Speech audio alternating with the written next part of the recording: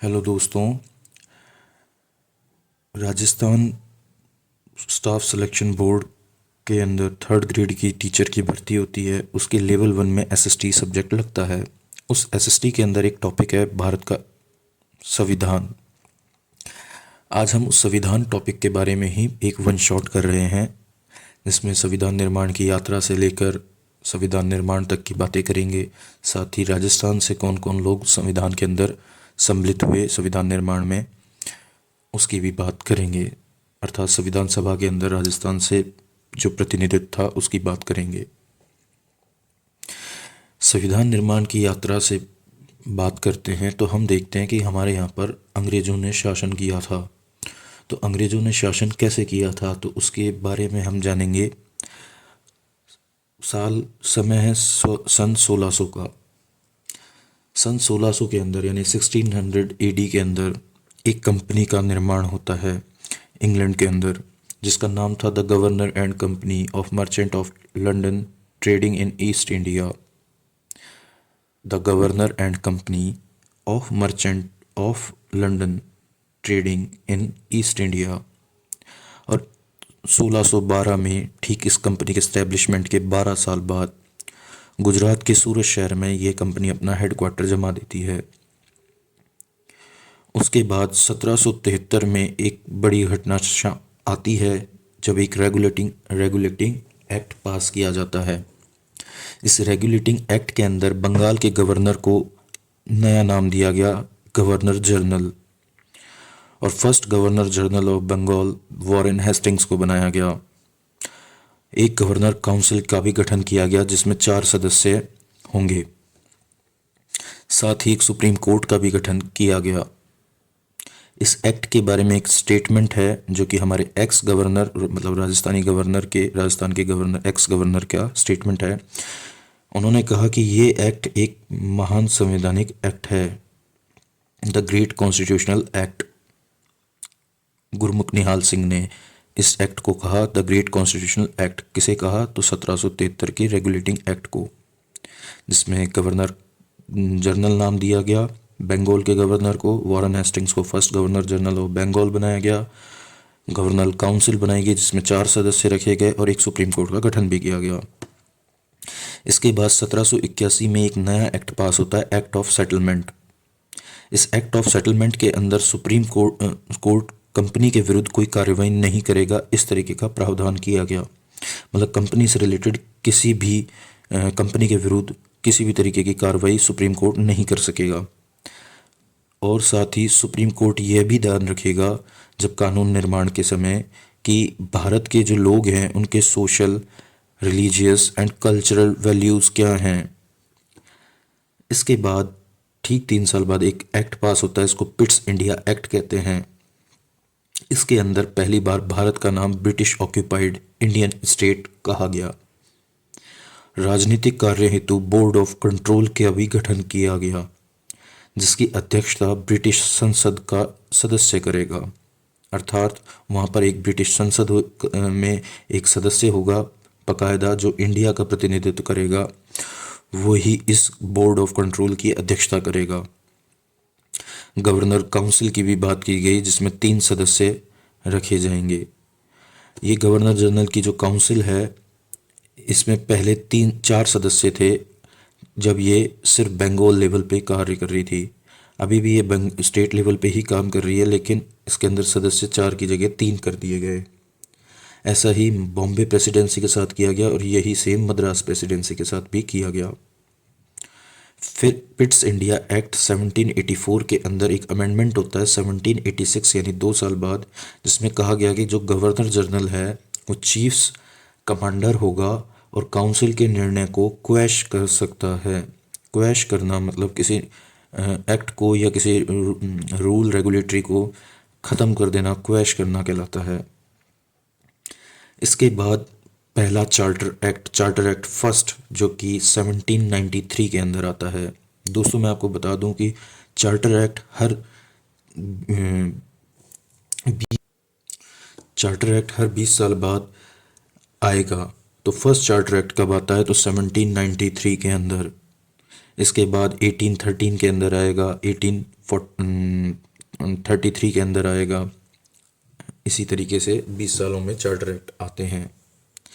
तो first charter act 1793 के अंदर आया और इसमें कहा गया कि कंपनी के व्यापारिक अधिकारों को 20 वर्षों के लिए बढ़ा दिया गया है। दोस्तों, ये जब कंपनी भारत में आई थी तो व्यापार के उद्देश्य से आई थी और इसी कंपनी के व्यापारिक उद्देश्यों को, अधिकारों को 20 वर्ष के लिए बढ़ा दिया गया इस चार्टर एक्ट के द्वारा।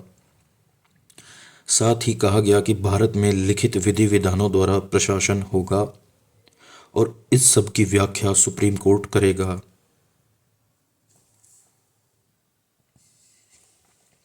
साथ ही इसमें कहा गया कि governor general and governor council के सदस्यों के लिए मिनिमम 12 साल भारत में रहने का अनुभव अनिवार्य किया गया। मतलब उन्हें 12 साल मतलब भारत में रहने का एक्सपीरियंस होना चाहिए अगर आपको गवर्नर काउंसिल का सदस्य बनना है या गवर्नर जनरल बन रहा है तो। और जो बोर्ड ऑफ कंट्रोल था उसका जो भी वेतन होगा वो भारतीय कोष पर भारित होगा। ये फर्स्ट चार्टर एक्ट 1793 के द्वारा डिसाइड किया गया। फिर अगला चार्टर एक्ट आता है 20 साल बाद 1813 यानी 1813 के अंदर, और इसको ईस्ट इंडिया कंपनी एक्ट भी कहा जाता है। इसके अंदर ईस्ट इंडिया कंपनी के जितने भी व्यापारिक अधिकार थे वो छीन लिए गए, सिवाय चीन से व्यापार को और चाय के व्यापार को। साथ ही ईसाई मिशनरियों को भारत भेजा जाना तय किया गया कि अब से ईसाई मिशनरी भारत आएंगे और अपने ईसाई धर्म यानी क्रिश्चियनिटी का प्रचार प्रसार करेंगे, कन्वर्जन करेंगे। साथ ही 1 लाख रुपए का एजुकेशन बजट का प्रावधान किया गया। 1833 के अंदर चार्टर एक्ट पास किया जाता है अगले 20 साल बाद। ये तीसरा चार्टर एक्ट था और इसमें कहा गया कि कंपनी की जितनी भी व्यापारिक गतिविधियां हैं उन्हें पूर्णतः समाप्त किया जाता है।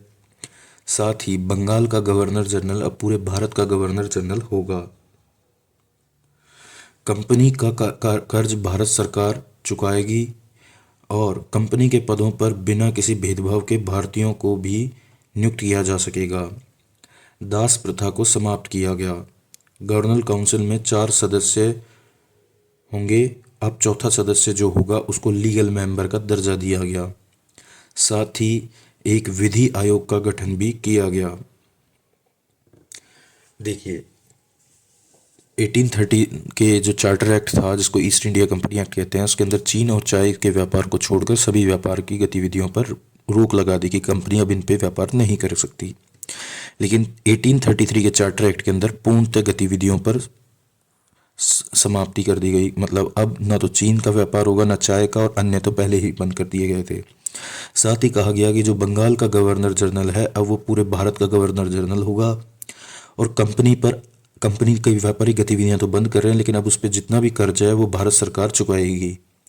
और कंपनी के पदों पर अब किसी बिना भेदभाव के भारतीयों को भी नियुक्त किया जाएगा। साथ ही दास प्रथा, स्लेवरी को फिनिश कर दिया गया, ख़त्म कर दिया गया। गवर्नर काउंसिल के अंदर एक चौथा सदस्य जोड़ा गया जिसको लीगल मेंबर कहा गया। साथ ही एक विधि आयोग का भी गठन किया गया। इसके बाद फाइनल चार्टर एक्ट यानी फोर्थ चार्टर एक्ट आया 1853 के अंदर। इस समय current governor general Lord Dalhousie थे तथा इन्हीं की रिपोर्ट पर आधारित ये एक्ट था। मतलब इस समय जो जो ये फोर्थ चार्टर एक्ट आया था, इसके अंदर जब ये आया तब वहाँ उस भारत के तत्कालीन गवर्नर जनरल थे लॉर्ड डलहौजी, और इन डलहौजी ने ही ये एक्ट बनाने का रिकमेंडेशन दिया था। इन्होंने एक रिपोर्ट तैयार करके दी थी, उस रिपोर्ट के आधार पर ये एक्ट बना था। कंपनी को क्वीन के ट्रस्टी के रूप में संसद के निर्णयाधीन रखा गया। मतलब जो कंपनी है वो क्वीन है जो इंग्लैंड की, उसके ट्रस्टी के रूप में रहेगी और संसद के निर्णयाधीन कार्य करेगी। गवर्नर काउंसिल के जो लीगल मेंबर पिछले चार्टर एक्ट में बनाया गया था उसको इस चार्टर एक्ट में पूर्ण सदस्य का दर्जा दिया गया। पहले वो सिर्फ लीगल मेंबर था, उसको पूर्ण सदस्य का दर्जा नहीं दिया गया था, लेकिन फाइनल चार्टर एक्ट 1853 के तहत लीगल मेंबर को पूर्ण सदस्य का दर्जा दिया गया। गवर्नर काउंसिल जो है उस गवर्नर काउंसिल का जो उपाध्यक्ष का पद होएगा उस पर नियुक्ति का अधिकार गवर्नर जनरल को दिया गया। अर्थात गवर्नर जनरल जो जिसे चाहेगा उसे उपाध्यक्ष के पद पर नियुक्त कर देगा। साथ ही कहा गया कि बंगाल के लिए पृथक से गवर्नर नियुक्त किया जाएगा। अर्थात आपने देखा कि सेकंड लास्ट जो चार्टर एक्ट आया था उसमें कहा गया था कि बंगाल का गवर्नर जनरल अब पूरे भारत का गवर्नर जनरल होगा, लेकिन फाइनल चार्टर एक्ट में कहा गया कि गवर्नर जनरल जो बंगाल का था वो तो पूरे भारत का गवर्नर जनरल हो गया, लेकिन अब बंगाल के लिए भी पर्टिकुलर एक गवर्नर नियुक्त किया जाएगा। कंपनी के कर्मचारियों की भर्ती अब प्रतियोगिता परीक्षा द्वारा होगी। यही वो चीज़ है भैया जिसकी वजह से आज तक हम पढ़ाई कर रहे हैं। कंपटीशन एग्ज़ाम्स की शुरुआत इसी चार्टर एक्ट से की गई थी। कंपनी के कर्मचारियों की भर्ती के लिए ये कंपटीशन एग्ज़ाम होता था और इसका बारे में पहली बार जिक्र फाइनल चार्टर एक्ट 1853 के अंदर कहा गया। व्यवस्थापिका को अपने अनुरूप नियम निर्माण करने का अधिकार होगा, अर्थात व्यवस्थापिका अपने अनुरूप नियम निर्माण कर सकेगी। इसके बाद 1858 5 साल बाद एक और एक्ट पास किया जाता है जिसको इंडियन गवर्नमेंट एक्ट कहा जाता है और ये बेहद इम्पोर्टेंट एक्ट है। इस एक्ट में कंपनी रूल को भी समाप्त कर दिया गया। कंपनी के व्यापारिक प्रतिबंध तो हमने 1833 के चार्टर एक्ट के अंदर, जो कि सेकंड लास्ट चार्टर एक्ट था, उसमें ख़त्म कर ही दिया था पूरी तरीके से, लेकिन अब कंपनी शासन को भी समाप्त कर दिया गया और डायरेक्ट ब्रिटिश रूल लागू किया, यानी क्वीन के अंडर में डायरेक्ट रूल दिया गया। सेक्रेटरी ऑफ स्टेट के द्वारा भारतीय परिषद यानी इंडियन काउंसिल, जिसमें 15 सदस्य होंगे, उसकी सहायता से रूल किया जाएगा। अर्थात अब भारत पे रूल सेक्रेटरी ऑफ स्टेट करेगा और उसके लिए सपोर्ट के लिए एक इंडियन काउंसिल होगी जिसके अंदर 15 सदस्य होंगे और इस इंडियन काउंसिल और सेक्रेटरी ऑफ स्टेट के द्वारा इंडिया पे रूल किया जाएगा। कंपनी रूल अब ख़त्म हो चुका है। साथ ही जो गवर्नर जनरल था उसको अब से वॉइस रॉय का पद दिया गया। अब से वही पद वॉइस रॉय का कहलाएगा, जो इंडियन सेक्रेटरी ऑफ स्टेट की आज्ञा अनुसार कार्य करेगा। अर्थात सबसे ऊपर इंडियन सेक्रेटरी ऑफ स्टेट होगा, उसके पास अपनी एक इंडियन काउंसिल होगी जिसमें 15 मेंबर होंगे। इस इंडियन सेक्रेटरी ऑफ स्टेट के अंडर में एक गवर्नर जनरल होगा जिसका नाम अब से वॉइस रॉय होगा। समझ गए? और फर्स्ट वॉइस रॉय बनाया गया लॉर्ड कैनिंग को। सेक्रेटरी ऑफ स्टेट भारतीय बजट को ब्रिटिश संसद में पेश करेगा। मतलब इंडियन बजट, जो इंडियन यूनियन बजट होता है, अब हमारा उसको यूनियन बजट कहते हैं, उस समय इंडियन बजट कहा जाता था, वो इंडियन बजट अब ब्रिटिश संसद में पेश किया जाएगा। किसके द्वारा? सेक्रेटरी ऑफ स्टेट के द्वारा। जो इंडिया का सेक्रेटरी ऑफ स्टेट होगा वो इंडियन बजट को ब्रिटिश पार्लियामेंट के अंदर पेश करेगा। भारतीय प्रजा ब्रिटिश प्रजा के समान होगी, अर्थात जो सिविलियंस हैं, ब्रिटिशर्स हैं, ब्रिटिश सिविलियंस हैं और इंडियन सिविलियंस हैं, अब वो इक्वल होंगे। साथ ही लोक सेवाओं यानी पब्लिक सर्विसेज के अंदर बिना भेदभाव के, विदाउट डिस्क्रिमिनेशन, अपॉइंटमेंट के लिए पात्र होंगे यानी एलिजिबल होंगे। देशी रियासतों यानी जहाँ पर राजा राज कर रहे हैं उनके साथ EIC की संधियां यथावत रहेगी। मतलब ईस्ट इंडिया कंपनी ने जो संधियां की थी 1880 के अंदर, 1817 और 1818 के अंदर, वो EIC की संधियां देशी रियासतों के साथ की थी, अपने राजस्थान वालों के साथ भी की थी, हमने पढ़ा है। वह सभी की सभी संधियां यथावत रहेगी। इसके बाद जो इंडियन काउंसिल बनाई गई थी, Indian council secretary of state के अंडर बनाई गई थी, उसके लिए एक एक्ट पास किया जाता है 3 साल बाद। 1861 में इंडियन काउंसिल एक्ट बनाया जाता है और इंडियन काउंसिल एक्ट के अंदर क्या कहा जाता है? जो गवर्नर काउंसिल की विधायी शक्ति का विकेंद्रीकरण होगा, बम्बई गवर्नमेंट बनाई जाएगी और मद्रास गवर्नमेंट बनाई जाएगी।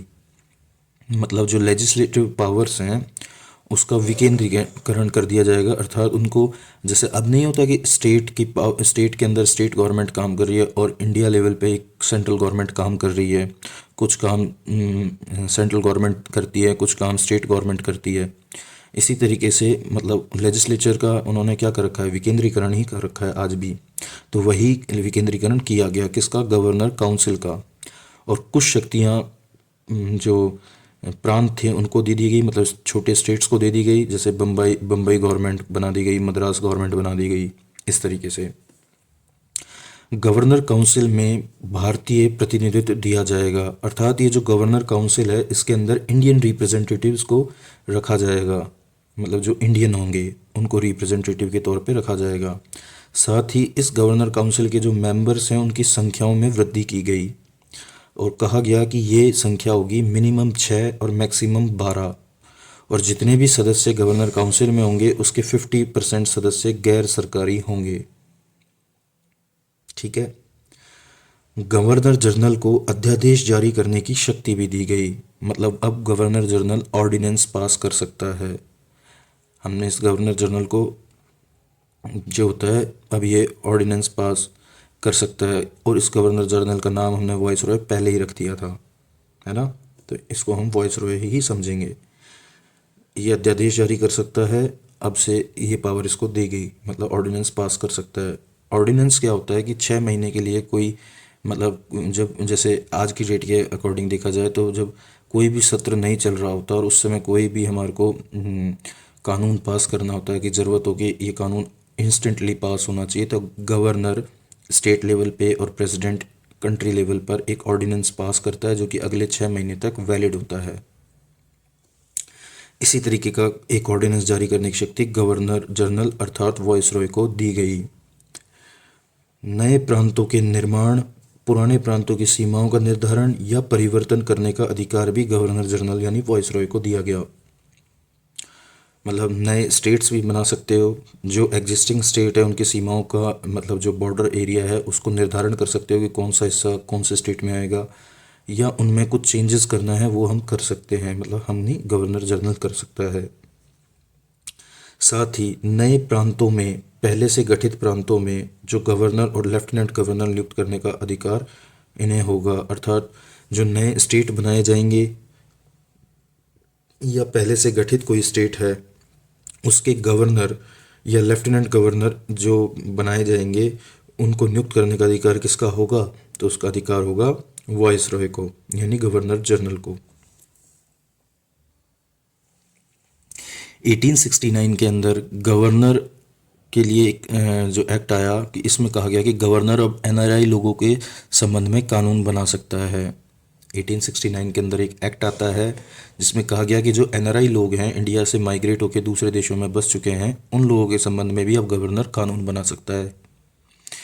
1873, 4 साल बाद, मतलब उस पुराने एक्ट, मतलब 1869 में एनआरआई लोगों के संबंध में कानून बना सकता है, इसके 4 साल बाद एक एक्ट पास होता है 1873 का एक्ट, जिसमें कहा गया कि ब्रिटिश गवर्नमेंट कभी भी ईआईसी यानी ईस्ट इंडिया कंपनी को डिमोलिश कर सकती है। देखो, कन्फ्यूज़न दूर होगा कि पहले व्यापारिक अधिकारों को समाप्त किया गया, उसके बाद जो उसकी ईस्ट इंडिया कंपनी थी उसकी शासकीय पावर को भी समाप्त कर दिया, शासन की पावर को, तो हमने ये सब पढ़ा। लेकिन अभी तक ईस्ट इंडिया कंपनी एग्जिस्ट करती है, वो नहीं ख़त्म की गई थी। उसके अंदर तो उल्टा इंडियन लोगों की भर्ती के ऊपर भी बात आई थी, जो हमने पढ़ा था कि एग्ज़ाम होगा, ये सारा कुछ। लेकिन अब क्या होता है, 1873 के अंदर ईस्ट इंडिया कंपनी को डिमोलिश करने की पावर ब्रिटिश गवर्नमेंट के पास आ गई कि अब British government east India company को डिमोलिश कर सकती है। और इस एक्ट को पास करने के बाद 1 जनवरी 1874, 1 जनवरी 1874 को ईआईसी को डिमोलिश भी कर दिया गया। साथ ही इसके ठीक 11 साल बाद 1885 के अंदर आईएनसी, इंडियन नेशनल कांग्रेस की स्थापना की गई, और इसकी स्थापना बॉम्बे में की गई, और ए.ओ. ह्यूम यानी एलन ऑक्टेवियन ह्यूम को के द्वारा ये की गई। देखो, अब समझाता हूँ इस चीज़ को। 1873 के अंदर ब्रिटिश गवर्नमेंट क्या करती है, ये समझ जाती है कि ईस्ट इंडिया कंपनी अब सिर्फ लाइबिलिटी बन के रह गई है, और जब भी कोई लाइबिलिटी बनता है तो उसको छोड़ दिया जाता है। तो ईस्ट इंडिया कंपनी को भी डिमोलिश करने के लिए क्योंकि अब ना तो वो शासन कर रही थी, ना ही उसका कोई व्यापारिक रोल रह गया था, बिजनेस से रिलेटेड भी कोई लेना देना नहीं बचा था। तो ब्रिटिश गवर्नमेंट ने एक एक्ट पास किया कि ईआईसी को डिमोलिश किया जा सकता है, और ये एक्ट पास किया 1873 के अंदर। नेक्स्ट ईयर 1 जनवरी 1874 में ईआईसी को डिमोलिश भी कर दिया गया। अब भारत के ऊपर रूल करने का तो सिस्टम था ही नहीं इनका, अब ये पूरी तरीके से डिमोलिश भी हो चुकी थी। तो देख रहे हो धीरे धीरे इनके अधिकारों को ख़त्म करते गए और डायरेक्ट ब्रिटिश रूल के अंदर में इंडिया ले लिया गया। अब इंडिया के ऊपर रूल करने के लिए, क्योंकि यहाँ के लोग भी विदेशियों के राज का अपोज कर रहे थे, तो लोगों को शांत करने के लिए एक पॉलिटिकल पार्टी खड़ी की जाती है अंग्रेज़ों के द्वारा ही। हम देखेंगे कि एलन ऑक्टेवियन ह्यूम नाम के एक व्यक्ति द्वारा बॉम्बे के अंदर 1885 के अंदर एक पार्टी की स्थापना की जाती है, पॉलिटिकल पार्टी की, जिसका नाम है इंडियन नेशनल कांग्रेस।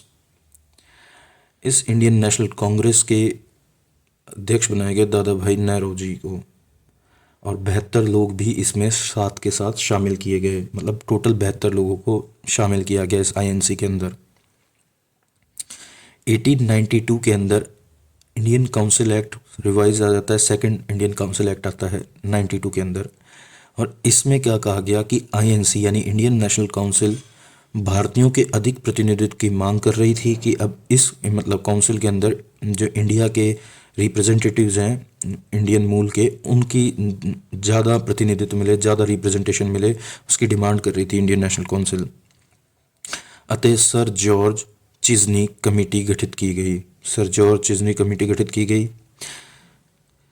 इसमें सदस्यों की संख्या बढ़ोतरी की गई। इस कमेटी ने रिकमेंडेशन दी, इस रिकमेंडेशन के आधार पर ये एक्ट आया था, इंडियन काउंसिल एक्ट सेकंड, जो कि 1892 के अंदर आया। इसमें क्या किया गया कि जो भारतीयों का प्रतिनिधित्व था उनमें, मतलब बोर्ड ऑफ कंट्रोल के अंदर, उसमें सदस्यों की संख्या में बढ़ोतरी की गई। साथ में इलेक्शन को सीमित स्वीकृति दी गई, अर्थात अब ऐसे जिसको चाहो उसको अपॉइंट नहीं कर सकते, अब इलेक्शन भी सीमित मात्रा में, मतलब छोटा मोटा लेवल का इस एक इलेक्शन का भी सीमित स्वीकृति दे दी गई। ठीक है, मतलब इस सीमित स्वीकृति के बारे में कैसे समझें कि एक चुनाव मंडल बनाया जाएगा स्थानीय निकायों का, और अब उस चुनाव मंडल द्वारा ही मतलब ये निर्वाचन किया जाएगा। परिषद के अधिकारों में वृद्धि की गई, मतलब जो बोर्ड ऑफ कंट्रोल था, सॉरी इंडियन काउंसिल थी, मैंने पिछली बार भी शायद बोर्ड ऑफ कंट्रोल बोला, उसके लिए क्षमा चाहता हूँ, इंडियन काउंसिल की बात कर रहा हूँ। तो इस इंडियन काउंसिल के जो राइट्स थे उसमें भी वृद्धि कर दी गई। क्या वृद्धि की गई? बजट को परिषद में प्रस्तुत किया जाएगा, जो कि पहले ब्रिटिश पार्लियामेंट में प्रस्तुत किया जा रहा था, उसको अब इंडियन काउंसिल में ही बजट को प्रस्तुत किया जाएगा। साथ ही विषयों पे चर्चा भी की जाएगी, हालांकि मत देने का अधिकार नहीं दिया गया।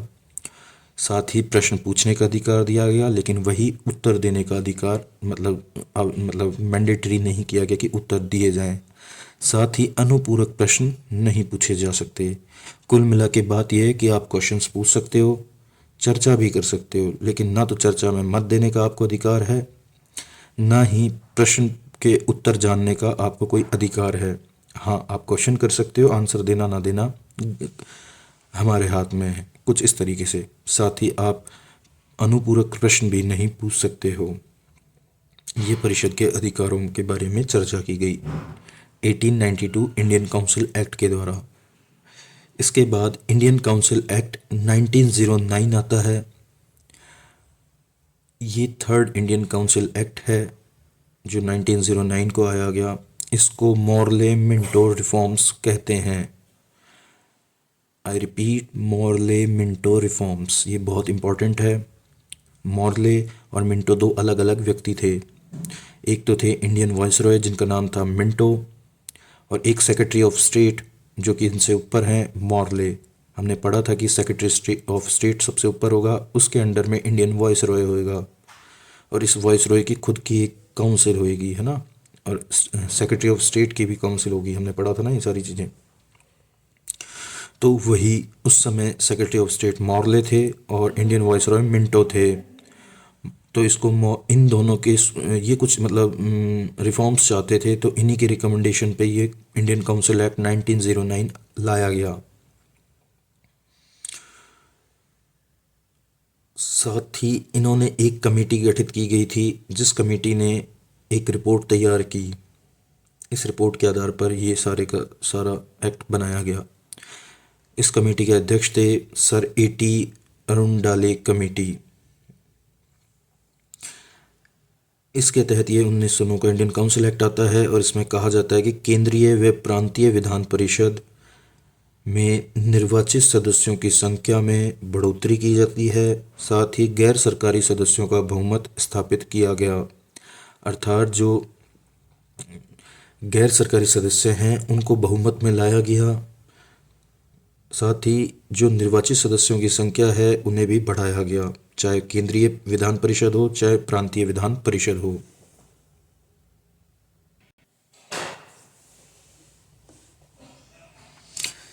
सीट्स को 3 श्रेणियों में बांट दिया गया। जर्नल सीट्स जो क्षेत्रीय आधार पर होंगी, ये कास्टिज्म वाला जर्नल नहीं है, ये जर्नल सीट्स है जो कि क्षेत्रीय आधार पर होगा।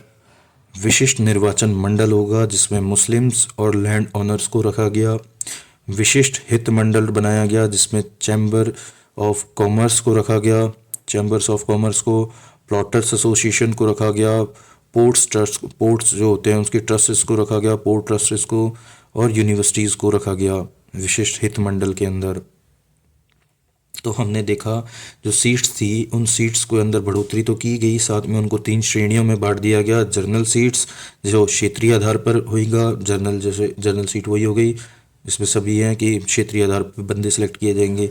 एक स्पेसिफिक निर्वाचन मतलब इलेक्टोरल बोर्ड बनाया गया, विशिष्ट निर्वाचक मंडल, जिसमें मुस्लिम्स को रखा गया और लैंड ओनर्स को रखा गया। और विशिष्ट हित मंडल बनाया गया जिसमें यूनिवर्सिटीज़ के रखा गया, पोर्ट ट्रस्टीज को रखा गया, प्लॉटर एसोसिएशंस को रखा गया, चैम्बर ऑफ कॉमर्स को रखा गया। इलेक्शन के अभी भी इनडायरेक्ट हुआ स्थानीय निकायों की निर्वाचित परिषद द्वारा, मतलब इलेक्टोरल काउंसिल के द्वारा जो स्थानीय निकाय थे उनके इलेक्टोरल काउंसिल द्वारा अप्रत्यक्ष तौर पे चुनाव किया जाएगा। पृथक निर्वाचन व्यवस्था प्रारंभ की गई, मतलब अलग से अब निर्वाचन व्यवस्था की जाएगी। सांप्रदायिक निर्वाचन पद्धति लागू की गई, मतलब कम्युनल निर्वाचन पद्धति, मतलब जैसे मुस्लिम्स के लिए वोट वैल्यू अलग और ये सब कुछ इस तरीके से, मतलब कम्युनल अकॉर्डिंग कि मुस्लिम्स के लिए अलग है, हिंदुओं के लिए अलग है, इस तरीके से कुछ किया गया था। गवर्नर्स एग्जीक्यूटिव काउंसिल बनाई गई, मतलब जो होती थी उसमें भारतीय सदस्य की नियुक्ति प्रारंभ की गई, और मतलब इसमें एक भारतीय सदस्य होगा, और फर्स्ट भारतीय सदस्य सत्येंद्र सिन्हा को नियुक्त किया गया। मतलब गवर्नर की एक एग्जीक्यूटिव काउंसिल होगी जिसमें एक भारतीय सदस्य होगा उसकी, और फर्स्ट भारतीय सदस्य की नियुक्ति सत्येंद्र सिन्हा की गई। सेंट्रल लेजिस्लेटिव असेंबली, जिसको इंपीरियल लेजिस्लेटिव काउंसिल भी कहा गया, मतलब पहले इसको कहते थे सेंट्रल लेजिस्लेटिव असेंबली, लेकिन अब इसको कहा गया इंपीरियल लेजिस्लेटिव काउंसिल। और जो पहले अनुपूरक प्रश्न के ऊपर रोक थी उसको खोल दिया गया, बाकी मत ना देने का अधिकार मतलब और उत्तर ना देने मैंडेटरी नहीं है, मतलब ये सारा कुछ अभी भी एज इट इज़ रखा गया, लेकिन पूरक प्रश्न पूछ सकते हो। उसके बाद इंडियन गवर्नमेंट एक्ट 1919 आता है, इसको मॉन्टेग्यू चेम्सफोर्ड रिफॉर्म्स भी कहते हैं। वही है, मॉन्टेग्यू कौन है तो सेक्रेटरी ऑफ स्टेट्स हैं फॉर इंडिया, एंड वाइसरॉय हैं चेम्सफोर्ड। इन्होंने मॉन्टफोर्ड रिपोर्ट 1918 के तहत इस एक्ट को बनाया गया। मॉन्टफोर्ड रिपोर्ट 1918, इसमें क्या कहा गया कि डुअल गवर्नमेंट यानी बाई कैमरल लेजिस्लेचर की बात की गई, जिसमें अपर हाउस होएगा, लोअर हाउस होएगा। अपर हाउस को स्टेट काउंसिल कहा जाएगा और लोअर हाउस को लेजिस्लेटिव हाउस कहा जाएगा।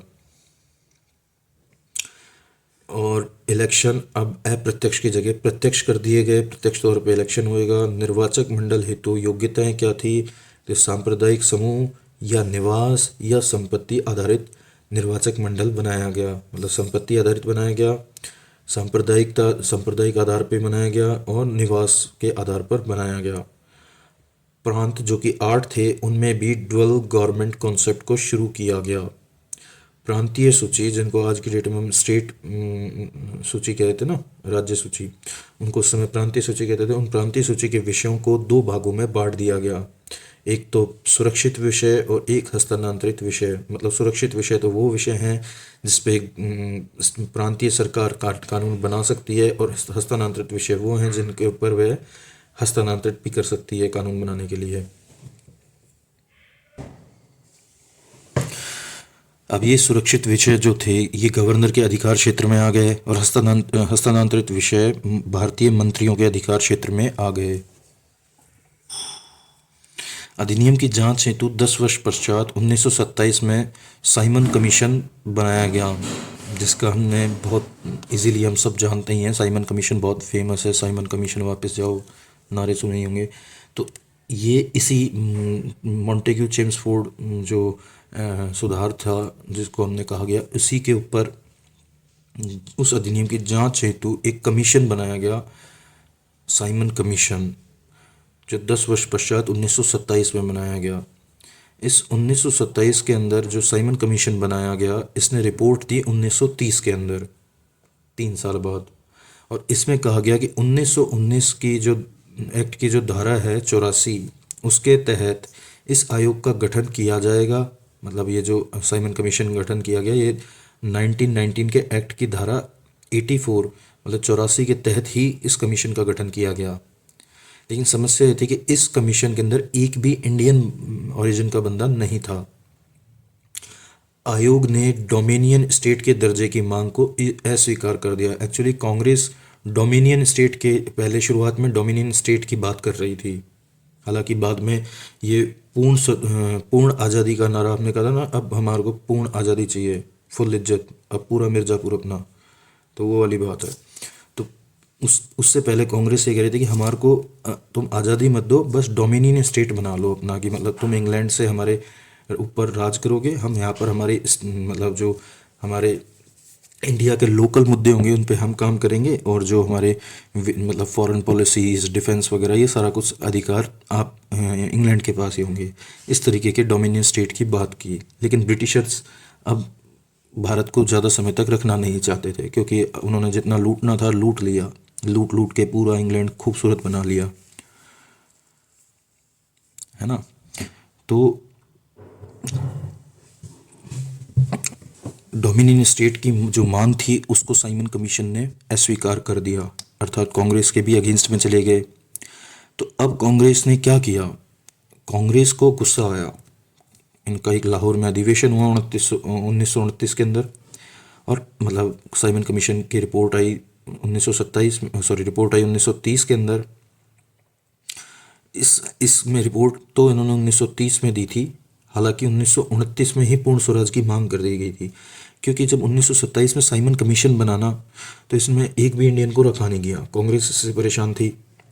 दूसरी चीज़, डोमिनियन स्टेट के दर्जे की मांग को अस्वीकार किया जाएगा, ये बातें पहले ही खबर में आ रही थी, ठीक है। तो कांग्रेस कहीं ना कहीं समझ गई थी कि ये डोमिनियन स्टेट की भी मांग को नहीं मानेंगे। अब कांग्रेस को चाहिए था कि कुछ ऐसा करें कि अब हमारे साथ जन सहयोग मिले और हम अंग्रेज़ों का विरोध कर सकें। तो अब 1929 के जो लाहौर अधिवेशन हुआ कांग्रेस का, उसमें उन्होंने पूर्ण स्वराज की मांग कर दी कि अब चाहिए फुल इज्जत, पूरा मिर्ज़ापुर अपना। फिर 1935 इंडियन गवर्नमेंट एक्ट, इसको फर्स्ट कॉन्स्टिट्यूशन ऑफ इंडिया भी कह सकते हो, क्योंकि हमने मोस्ट ऑफ द कॉपी यहीं से मारी है। हमने हमारा संविधान खुद से बनाया नहीं है, टीपा है, और ये आप आगे कुछ समय में समझ जाओगे। बस कुछ देर और वेट करो, आपको बहुत कुछ पता चलने को मिलेगा। इस इंडियन गवर्नमेंट एक्ट जो कि 1935 में आया, इसको फर्स्ट कॉन्स्टिट्यूशन ऑफ इंडिया की संज्ञा दी जाती है। और क्यों दी जाती है, क्योंकि इसके अंदर 321 आर्टिकल और 10 शेड्यूल्स थे। 321 आर्टिकल और 10 शेड्यूल्स थे। ब्रिटिश प्रांतों प्लस देशी रियासतों, ब्रिटिश प्रांतों के लिए अनिवार्यता रखी गई और देशी रियासतों के लिए स्वेच्छा रखी गई। किस चीज़ के लिए? कि अखिल भारतीय संघ में शामिल होने के लिए। अर्थात इंडियन गवर्नमेंट एक्ट में एक सजेशन दिया गया कि जो भी ब्रिटिश प्रांत हैं और देशी रियासतें हैं, इनको कंबाइंड करके अखिल भारतीय संघ बना दिया जाए।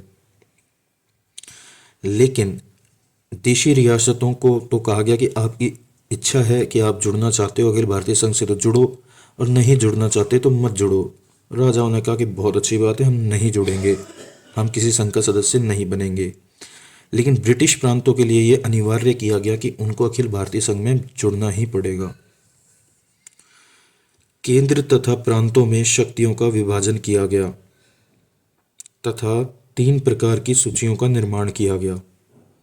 केंद्रीय तथा प्रांतों की जो शक्तियां थी उनका विभाजन किया गया और 3 प्रकार की सूचियों का निर्माण किया गया, जो आज हम पढ़ते हैं ना, राज्य सूची, समवर्ती सूची, भारतीय सूची और संघीय सूची और फलाना सूची, ढीकड़ा सूची, मतलब एक ही बात है। तो 3 सूचियों में बनाया गया। आज भी यही हम फॉलो कर रहे हैं, संघीय सूची, प्रांतीय सूची, समवर्ती सूची। ये भी देखो टीप रखा। अब आगे सुनो। जो स्टेट्स होंगी उनमें डुअल गवर्नमेंट कॉन्सेप्ट को समाप्त कर दिया गया, लेकिन इस एक्ट के अंदर नहीं किया गया। 1937 के चुनाव के पश्चात इस चीज़ को समाप्त किया गया तथा जो प्रांतीय स्वायत्तता थी उसको स्वीकार किया गया। मतलब जो स्टेट्स हैं उनकी ऑटोनोमस अथॉरिटी को स्वीकार किया गया। मिनिस्टर ऑफ काउंसिल्स को विधानमंडल के प्रति उत्तरदायी बनाया गया कि जो मिनिस्टर ऑफ काउंसिल है, मतलब मंत्री परिषद है, वो विधानमंडल के प्रति उत्तरदायी होगी, जो आज भी है। अविश्वास प्रस्ताव के कॉन्सेप्ट को भी लाया गया कि अब यानी अविश्वास प्रस्ताव पारित करके सरकार को गिराया भी जा सकता है। ये इसी एक्ट, इंडियन गवर्नमेंट एक्ट 1935 के अंदर ही लाया गया।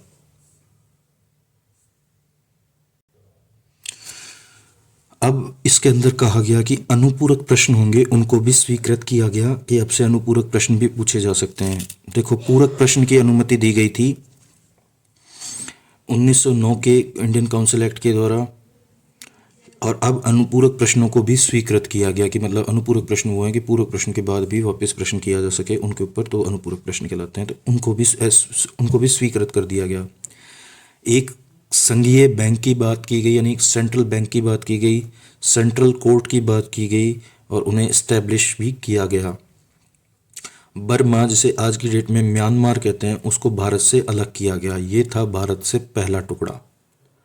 भारत को तोड़ने की पहली साजिश ये रची गई 1935 के अंदर।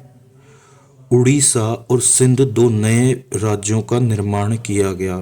उड़ीसा और सिंध 2 नए राज्य बना दिए गए। पहले सिंध और उड़ीसा एग्जिस्ट नहीं करते थे, मतलब एज ए स्टेट एग्जिस्ट नहीं करते थे, अब उनको एज ए स्टेट भी बना दिया गया। अब आता है फाइनल एक्ट, जिसको 1947 का इंडियन इंडिपेंडेंस एक्ट बनाया गया। ये माउंट बैटन की योजना के अनुसार बनाया गया और इस योजना में था कि इंडिया और पाकिस्तान के 2 टुकड़े होंगे, 2 डोमिनियंस की स्थापना की जाएगी, और 15 अगस्त 1947 में ऐसा किया भी गया। असम